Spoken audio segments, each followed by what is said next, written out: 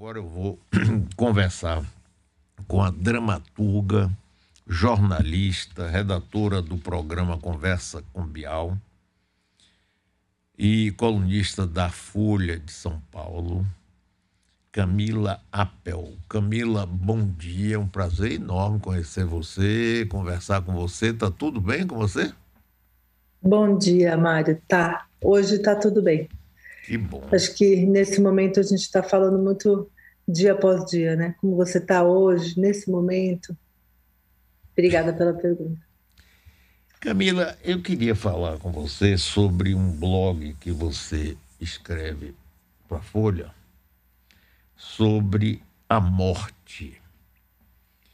Esse eu acho que é um tema fantástico. Eu mesmo gosto muito de conversar sobre isso. Mas a gente sabe que é um tabu enorme, né? Tem gente, nem fale comigo, como se ela deixasse de existir. Você é maluco? Não é? Então, eu queria que você me dissesse por que foi que você resolveu fazer isso e como você está fazendo. O blog começou em 2014, ou seja, agora eu já tenho 7 anos de pesquisa desse tema, né? Que, como você colocou, é um tema tabu. Eu acho que nesses 7 anos esse tabu diminuiu muito. Hoje em dia se fala mais sobre os assuntos relacionados à morte, que eu trago no blog. Mas o que me motivou a tomar essa iniciativa, né, a sugerir para a Folha que eu tivesse um blog que falasse sobre esse tema especificamente, foi uma constatação, através de algumas leituras que eu estava fazendo de sociólogos e antropólogos. Eu tenho uma formação em antropologia também, uma constatação de que o tabu da morte pode ser muito prejudicial para a nossa sociedade, para nós, indivíduos, para a nossa família. E tem 2 livros particulares que me marcaram muito, que foi A Negação da Morte, do Ernest Becker, que é um antropólogo que ganhou o Pulitzer com esse livro.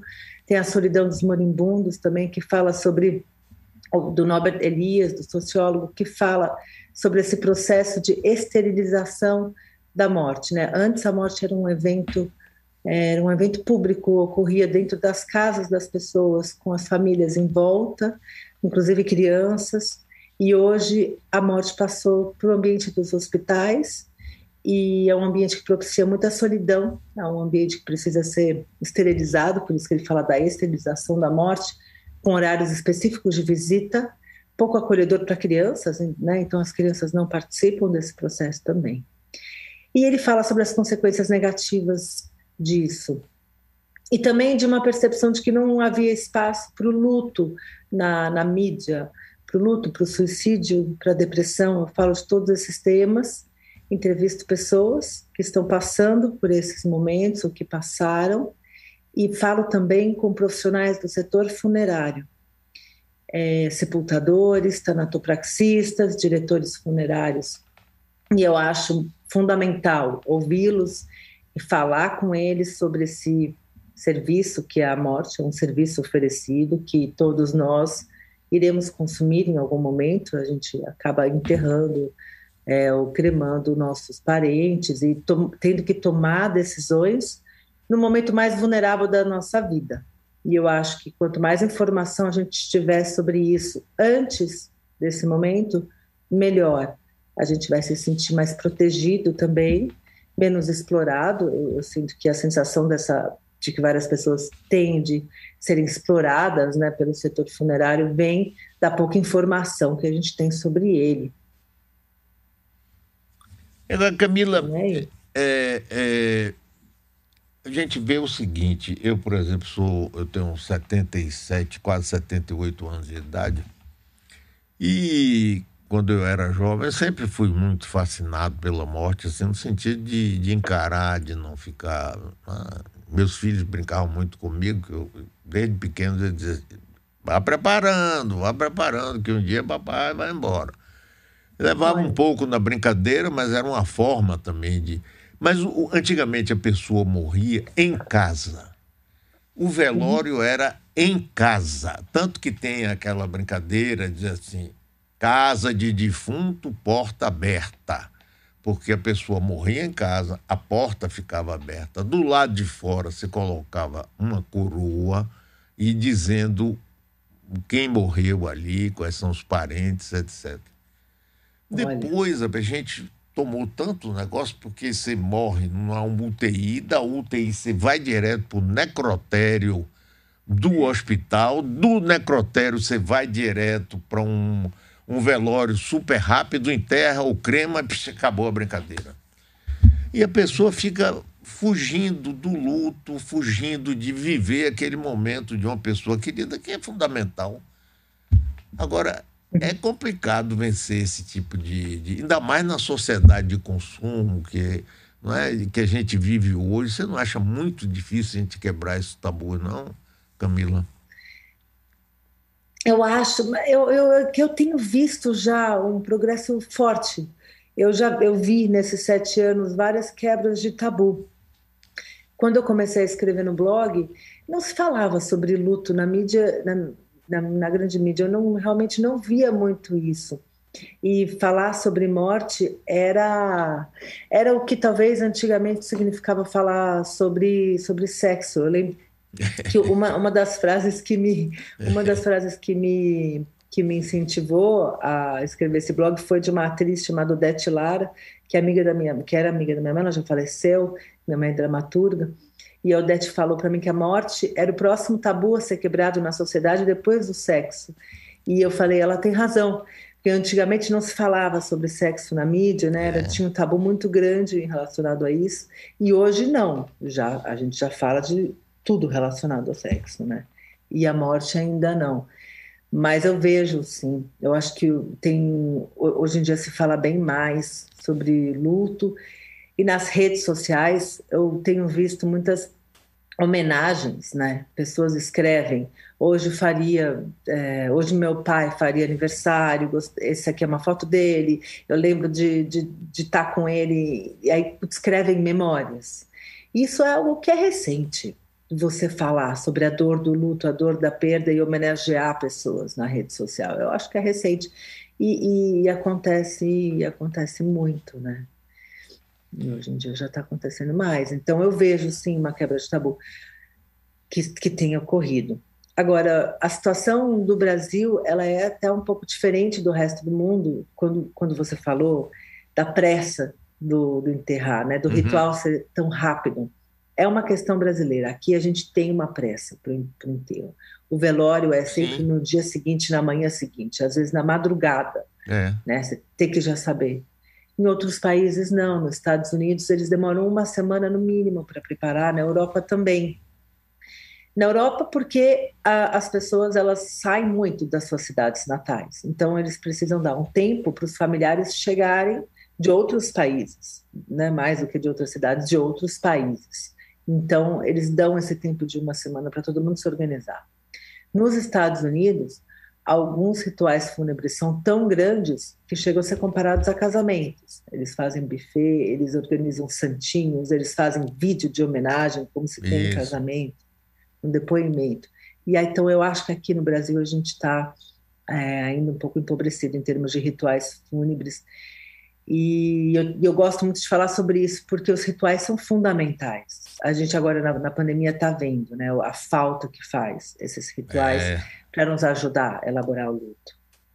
Olha, eu estou conversando com Camila Appel, ela também é formada em administração de empresas pela FGV lá de São Paulo, mestre em antropologia e desenvolvimento pela Escola de Economia de Londres, London School of Economics, estudou dramaturgia na New York University e passou a se dedicar à escrita teatral. Ela escreve romances de ficção científica e tem peças teatrais como as já encenadas A Pantera e A Véspera. Grande currículo seu, jovem, brilhante, viu, Camila? Camila, uma outra coisa é o seguinte: o Brasil era um país eminentemente católico, não é mais. Não é? Hoje há até uma quase equivalência entre católicos e evangélicos. Isso muda alguma coisa em relação ao ritual, à forma de entender a morte?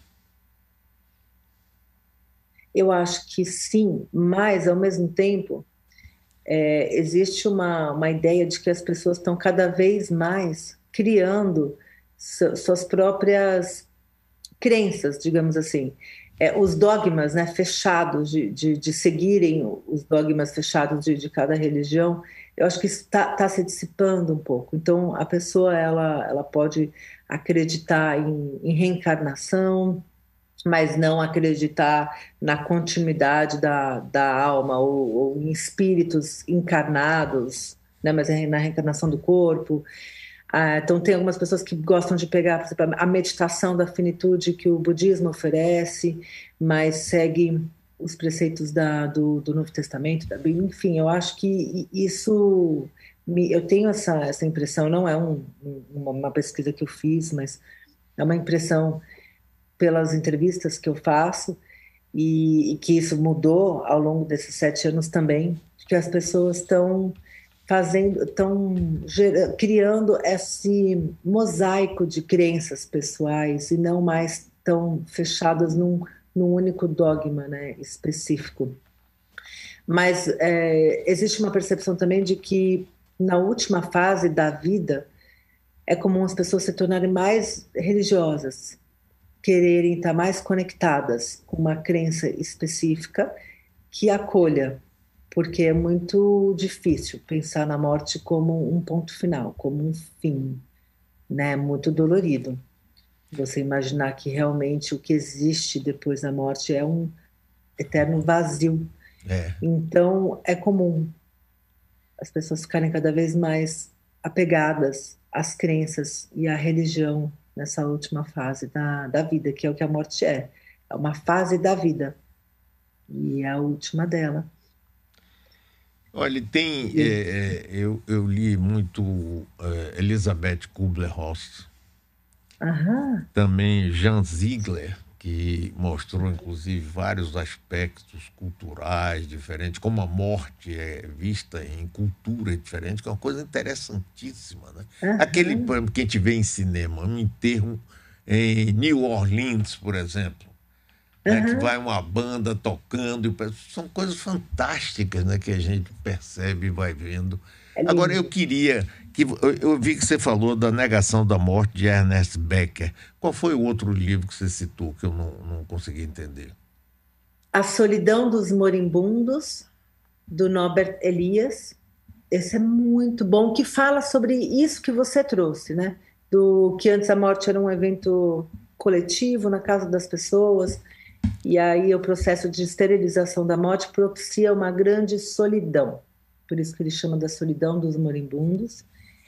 E a Elizabeth Kubler-Ross é maravilhosa para ler também sobre a morte e morrer, né? É, Eu tenho muitas indicações aqui. Tem muitas indicações recentes sobre luto. Eu fiz um post que é 21 livros sobre luto. Foi mês passado, tá lá ah, no Morte Sem Tabu. eu vou atrás disso que eu quero ver. Me interessa Foram muito esse 21. assunto. Até porque a minha já está cada dia mais perto, então. Mas eu sempre, desde jovem eu falo nisso. Mas, ô Camila, me diga mais uma coisa aí. Essa coisa do. Os judeus têm. Eu sou judeu. Os judeus têm uma coisa que me parece que é bastante interessante, que é chamada Shiva ou Shivá, não é? Onde, durante uma semana a família enlutada fica junta, não é? E os amigos vêm todo dia de manhã e todo dia no entardecer, com um número mínimo de 10 judeus, que é o quórum mínimo, segundo a religião judaica, para rezar pelo morto. E isso dá uma perspectiva interessante, que é de conviver familiarmente aquele luto. As pessoas, inclusive, se confraternizarem, consolar um ao outro, lembrar. Há pouco tempo morreu Eliana Kertz, que foi minha mulher, na época já não era mais, mãe de 4 filhos meus. E depois da morte dela, quer dizer, ela teve um câncer e rapidamente morreu, A gente se encontrava, eu me encontrava com meus filhos e a gente ficava lembrando coisas boas, celebrando a vida dela. Não somente aquela, tristeza, tá, tristeza todos estamos sentindo, mas celebrar a vida. E quando eu falo aqui na rádio que morre uma pessoa querida, um artista, uma pessoa querida, eu gosto sempre de dizer, poxa, a gente tem que agradecer e celebrar essa vida que esteve conosco. Quem conseguiu confraternizar com ela deve se sentir abençoado. O que é que você acha disso, Camila? Acho lindo, acho muito bonito. Tanto esse momento do encontro da família, do seu encontro com seus filhos, para relembrar as memórias que vocês têm. Isso é bonito e faz bem, porque existe também um tabu de que a pessoa não quer falar sobre quem morreu. Então, os outros ficam um pouco constrangidos, às vezes, até de perguntar, né? Como você está? Ou perguntar, ou mencionar, será que eu posso falar da mãe dele? Ele acabou de perder a mãe, será que se eu mencionar o nome ele vai ficar triste? E o que eu percebo é que na maior parte das vezes é justamente ao contrário. Se você mencionar o nome e trouxer memórias e falar de uma forma de para homenagear, faz bem para a pessoa. E falar faz bem, relembrar faz bem. Afinal de contas, a gente não quer pensar que uma vida simplesmente passou e e acabou qualquer o sentido dela. A gente quer relembrar, dizer, essa vida valeu, essa vida existiu, e lembrar uma forma de dar essa importância para a vida que passou. Agora, eu adoro o ritual judaico sobre o luto, assim, eu adoro. É um dos que eu acho tão cheio de símbolos e significados, essa esse apoio que a comunidade oferece, que vai até a casa da pessoa e a pessoa fica um enlutado fica por diversos dias sem ter que se preocupar com as tarefas do dia a dia, né? Então tem um que leva a comida, o outro lava a louça, o outro arruma a casa e o enlutado não faz nada durante um tempo. Eu acho isso tão poderoso, porque quando você está com uma dor tão latente, né, um choque, é difícil fazer as tarefas básicas do dia a dia. É difícil dar conta. Então, quando você sente esse apoio, isso tem um significado muito forte. Eu gosto também da peça de roupa que se rasga e É, coloca aqui, né? Eu acho isso tão bonito, porque é você concretizar a dor. Porque é isso que você sente quando você está em luto, que um pedaço seu foi arrancado, né? Então, eu acho importantíssimo. Você fica ali com aquilo aqui, você olha para aquilo, né? É uma forma de concretizar a dor e um dia você vai tirar esse pedaço de roupa que está ali. Então, eu gosto muito, muito mesmo. A limpeza do corpo, né? Tem esse ritual da limpeza uhum. do corpo no judaísmo, que também é muito bonito. Você limpa o corpo. Enfim, esses rituais todos, eles são importantíssimos, de todas as religiões. Eu acho muito complexo e bonito demais, né, o do judaísmo, mas todas têm rituais fúnebres. Eles são fundamentais para nos ajudar a processar o luto. Eles existem É. para isso. Pois é, Camila, olha, foi um prazer imenso conversar com você, viu? Muitíssimo obrigado, parabéns aí pelo seu trabalho. Espero que a gente tenha a oportunidade de conversar mais e mais vezes, viu? Um Ah, sem abração para você dúvida. e parabéns, Camila, parabéns. Um abraço para você e para todos que estão nos ouvindo agora e que estão passando por um processo de luto. Vocês não estão sozinhos. Falem sobre a pessoa que se foi, homenageiem essa pessoa em redes sociais, com amigos e familiares. Façam encontros como esse que o Mário comentou aqui, que é tão bonito, e sintam-se abraçados.